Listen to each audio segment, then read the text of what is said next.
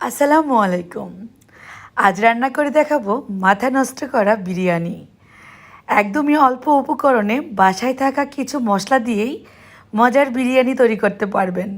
এই বিরিয়ানি বিয়েবাড়ির স্বাদে তৈরি হবে, তবে অল্প মশলাই হবে, যে কেউ রান্নাটি করতে পারবেন। এত সহজে যে বিরিয়ানি রান্না করা যায়, এই রেসিপি না দেখলে বুঝতেই পারবেন না। চলুন দেখে নেই মূল রেসিপি।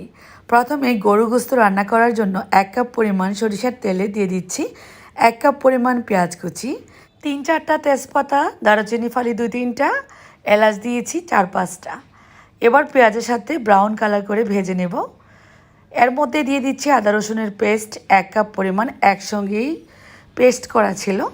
মশলা ভালোভাবে কষিয়ে নেব পেঁয়াজের সাথে।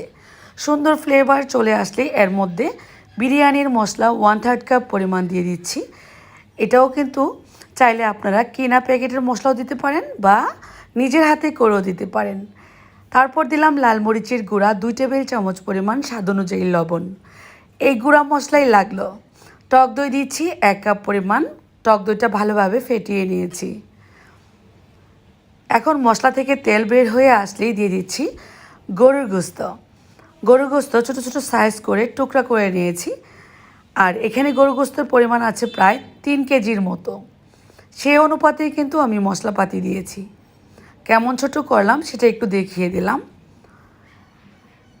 এখন মশলার সাথে ভালোভাবে কষাবো। এ থেকে যে পানিটা উঠে আসবে সেই পানি দিয়ে রান্না কমপ্লিট হবে। ঢাকা দিয়ে ঢেকে মাঝে মাঝে নেড়েচেড়ে দেব। ঠিক 15 মিনিট পর আমি দেখাচ্ছি। এর মাঝখানে আমি 2-3 বার নেড়েচেড়ে দিয়েছিলাম। এ থেকেই যথেষ্ট পরিমাণ পানি উঠে আসছে আর ঝোলটাও কিন্তু ঘন হয়ে আসছে। এবার আমি নামিয়ে নিচ্ছি। যেহেতু ছোটো ছোটো টুকরা করা, খুব দ্রুতই সেদ্ধ হয়ে গেল। 20 মিনিটের মধ্যেই রান্নাটা কমপ্লিট। এবার চলে আসব বিরিয়ানি রান্না করার জন্য। যে পাত্রে পোলার চাউল ভাজবো সেই পাত্রে আরও 2-3 টেবিল চামচ পরিমাণ রান্নার তেল দিয়ে পোলার চাউলটা দিয়ে দিচ্ছি। এই চাউলটা আমি 10 থেকে 15 মিনিট আগেই ধুয়ে একটা স্টিনারে রেখে দিয়েছিলাম। লবণ দিয়ে দিচ্ছি পোলার চাউলের জন্য স্বাদ অনুযায়ী। গোস্তের রান্নার বেলায় কিন্তু লবণ ব্যবহার করেছি, এবার চাউলের জন্য লবণ দিলাম। এই পোলার চাল ভালোভাবে ভাজতে হবে, সুন্দর ফ্লেভার বের হওয়া না পর্যন্ত। আমি এর মধ্যে 2-3 টেবিল চামচ পরিমাণ ঘি অ্যাড করব সুন্দর ফ্লেভারের জন্য। যদি ঘি অ্যাড করতে চান সেক্ষেত্রে করতে পারেন, না করলেও হবে। আরও একটু ভেজে নিব। ঠিক 4 মিনিট সময় লাগলো আমার এই পোলার চাউল ভাজতে। এবার রান্না করা গরুর গোস্ত থেকে অর্ধেকটা গোস্ত আমি দিয়ে দিচ্ছি এই ভাজা চাউলের উপর। আমি 2টি পাতিলের মধ্যে বিরিয়ানি রান্না করব। একটা পাতিল রান্না করে দেখাচ্ছি। এই যে বাটিতে করে নিয়ে পোলার চালের অনুপাতে আমি তরকারি অ্যাড করছি। এখানে পোলার চাল আছে 2 কেজি আর গোস্ত দিচ্ছি 2 কেজির মতনই। রান্না করা তরকারি থেকে তেল ঝোল সমপরিমাণে দিয়ে আরও একটু ভেজে নিচ্ছি পোলার চাউলের সঙ্গে। এর মধ্যে অ্যাড করে দিব 8-10টা কাঁচা মরিচ। এখন অ্যাড করে দিব পানি। চালের অনুপাতে পানি অ্যাড করছি। এখানে চাইলে ফুটানো গরম পানিও দিতে পারেন বা নর্মাল ট্যাপের পানিও দিতে পারেন। 2 কেজি পোলার চাউলের জন্য লাগবে 4 লিটার পানি। ডাবল পানি অ্যাড করতে হবে। এবার পানির মাপটা যদি না বুঝতে পারেন সেক্ষেত্রে বলবো যে কাঠি দিয়ে নাড়বেন সেই কাঠির মাপে 4 আঙ্গুল মাপ দিয়ে এভাবে আপনি ডিপ করলে বুঝতে পারবেন। হাতের মাপে 4টা আঙ্গুলে মেপে পানিটা দিয়ে দিবেন।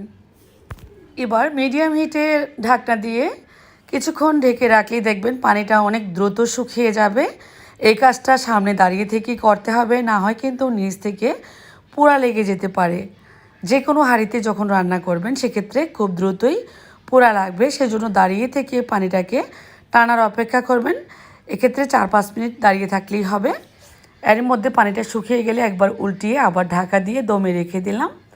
আরও একবার নেড়েচেড়ে দিব। এই পর্যায়ে চুলার হিট কিন্তু একদম লো হিটে করে আমি দমে রেখেছিলাম। একবার উল্টিয়ে দেওয়ার পর চুলার হিট কমিয়ে দিতে হবে। চাইলে একটা তাওয়ার মধ্যে বসিয়ে রাখতে পারেন। যে তাওয়াটা আপনাদের বাসায় রুটি বানান, মানে রুটি ছেঁকেন, সেই তাওয়ার মধ্যে পাতিলটা বসিয়ে দিতে পারেন। চুলার হিটটা সেক্ষেত্রে মিডিয়াম রাখলেও হবে। তাওয়ার উপরে পাতিলটা থাকলে কখনোই লাগবে না এই বিরিয়ানি নিচ থেকে। আবারও একবার নেড়েচেড়ে দিলাম। এখন কিন্তু পোলাওয়ের চাউলের ভাতটা অনেকটা ফুটে গেছে আর অনেক ঝরঝরে হয়েছে।